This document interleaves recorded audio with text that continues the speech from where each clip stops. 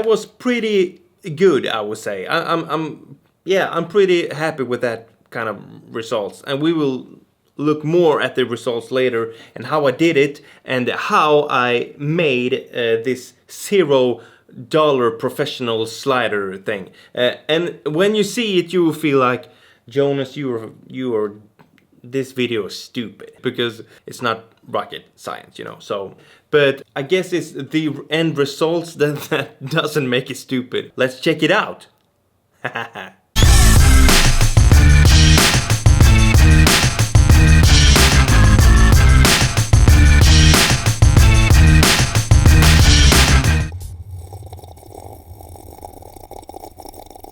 What's up, everybody? Super grateful that you are watching right now, and hopefully I can bring some kind of value to you. And today I'm going to do some kind of B-roll, but without people, without anything moving in front of the camera, and without my other like studio gear. I only have my Sony A7S II, which is a great camera with a size lens on it, 16 to 35 millimeter, and I got a small tripod there. So sure, that's expensive stuff, but the thing is that you don't have to have that. You can use your iPhone, Android, whatever, and you can do the same thing that I'm doing. So this is more about like camera movement, actually. If I'm in the city, I want something in my foreground, and I want something in the background, and I want my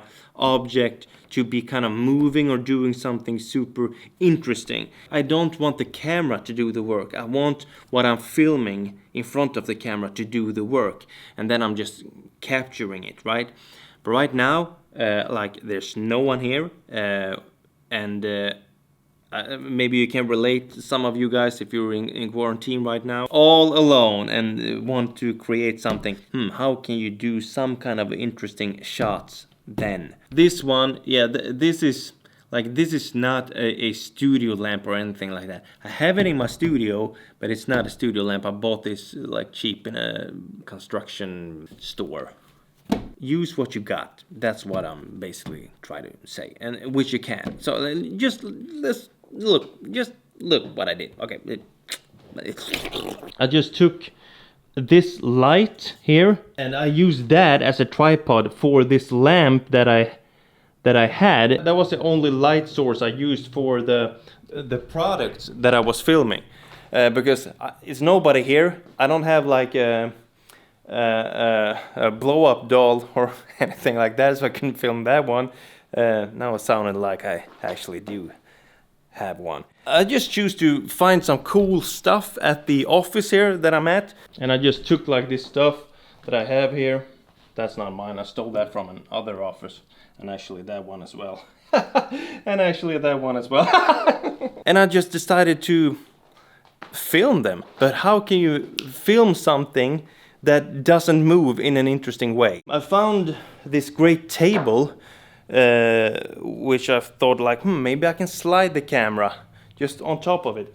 And then I found this, just a paper here in that shelf there. So I just put the camera on the paper, and then I started to work it.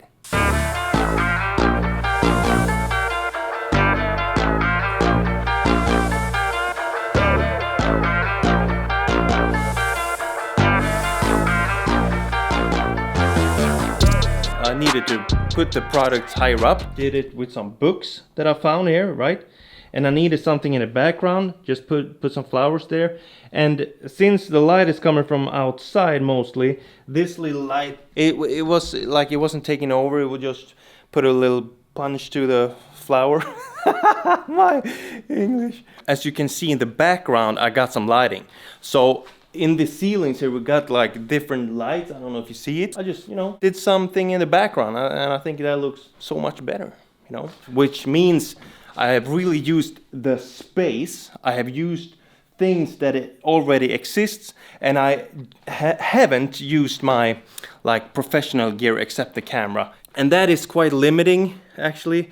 I don't think I will do that again, but but at the same time, this is definitely something that you guys can do. I have a fixed like manual focus on the camera, so I need to know where the focus is, right? So I just used this, like it's a super simple. I have the camera here, and like so follow this line here on the paper, and I try to like okay, maybe I can't go further than that, you know. You know what I mean? I think you know what I mean.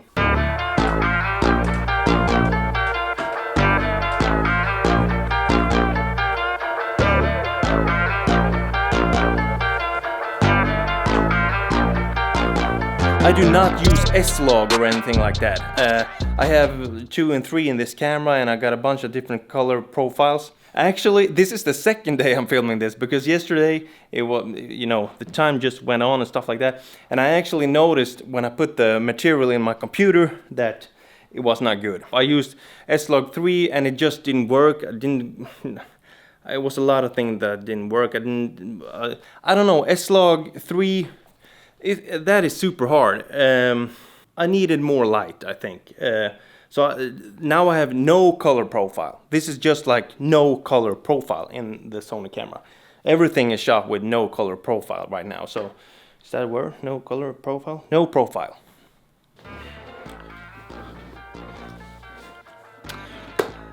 Okay, everybody, I will talk more a little bit about the camera settings and the editing, of course. But why don't we look at the whole edit? It's like a minute. You will enjoy it. Let's go.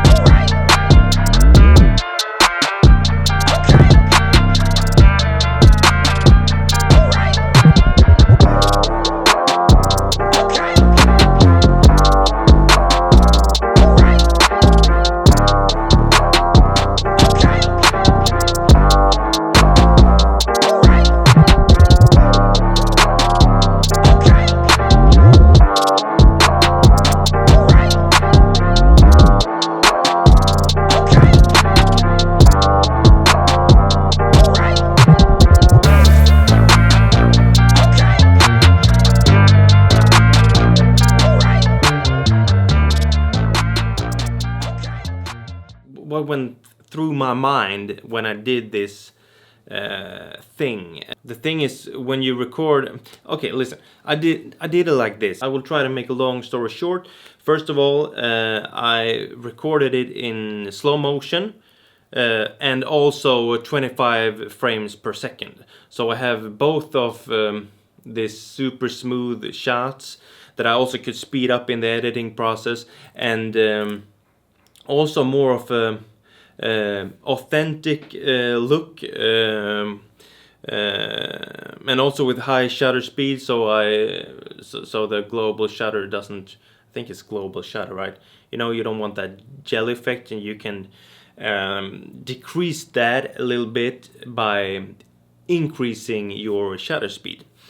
So when I record in slow motion, I recorded it in 100 frames per second, and then my shutter speed I put it at 200.